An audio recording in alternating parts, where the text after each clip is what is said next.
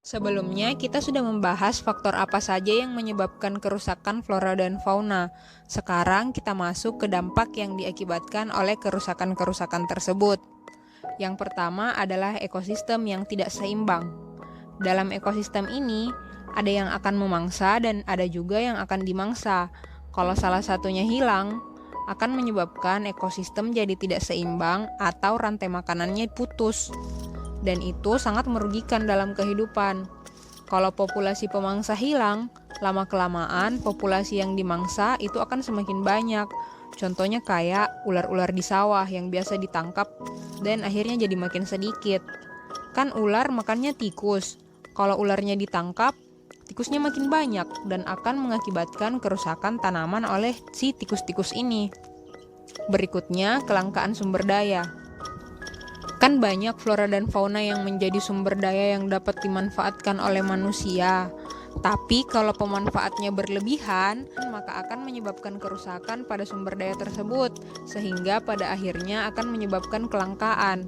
Misalnya, hutan. Mulai dari daunnya, kayunya, bahkan getahnya, itu bisa digunakan oleh manusia. Selain itu, hutan juga berfungsi untuk menyimpan cadangan air yang berguna bagi kehidupan di dunia ini. Tapi, kalau hutannya rusak, maka akan hilang sumber daya yang dihasilkan oleh tumbuh-tumbuhan yang ada di dalam hutan. Bahkan bisa mengurangi persediaan air sehingga air menjadi sangat langka. Kemudian, menurunnya kualitas kesehatan.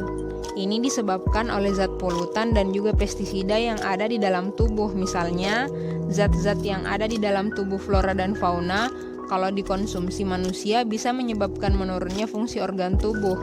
Contoh lain kerusakan fauna karena zat yang merugikan adalah antraks, pes, maupun flu burung. Dampak berikutnya adalah peristiwa alam. Peristiwa alam di sini maksudnya yang terjadi akibat kerusakan hutan, contohnya kayak banjir dan tanah longsor. Kalau hutan rusak, dia tidak bisa menahan air hujan, maka air ini akan menghanyutkan tanah. Tanah akan longsor jika volumenya sudah terlalu berlebihan. Banjir juga bisa terjadi jika daerah resapan air sudah sangat berkurang.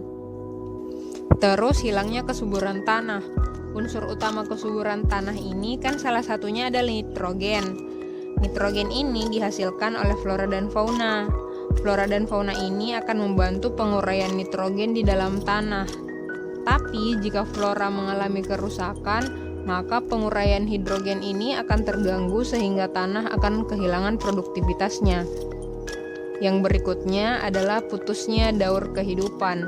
Nah, ini dampak yang paling mengerikan jika flora dan fauna mengalami kerusakan.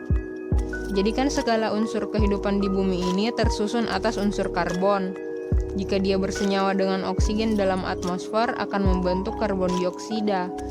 Karbon dioksida ini akan diserap oleh tumbuhan dalam proses fotosintesis dan menghasilkan karbohidrat yang dibutuhkan oleh manusia dan hewan sebagai sumber energi. Nah, kalau di manusia dan hewan, karbon ini terdapat di tulang dalam bentuk kalsium karbonat. Ya, kalau manusia dan hewan itu mati, jasadnya akan diuraikan oleh bakteri dan terlepas ke udara dalam bentuk karbon dioksida dan akan berputar kembali lalu diserap oleh tumbuhan. Kalau ada flora dan fauna yang ada dalam komponen daur ini mengalami kerusakan, daur karbon ini akan terputus sehingga mengganggu kehidupan di muka bumi. Oke, itu tadi dampak yang terjadi ketika flora dan fauna mengalami kerusakan. Sekarang adik-adik lebih paham segitu pentingnya flora dan fauna yang ada di muka bumi kita ini.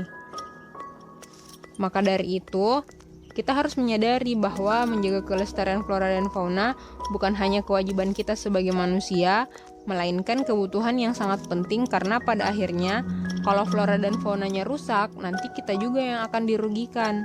Makanya, kita harus sadar penuh untuk menjaga dan memperhatikan lingkungan di sekitar kita. Oke?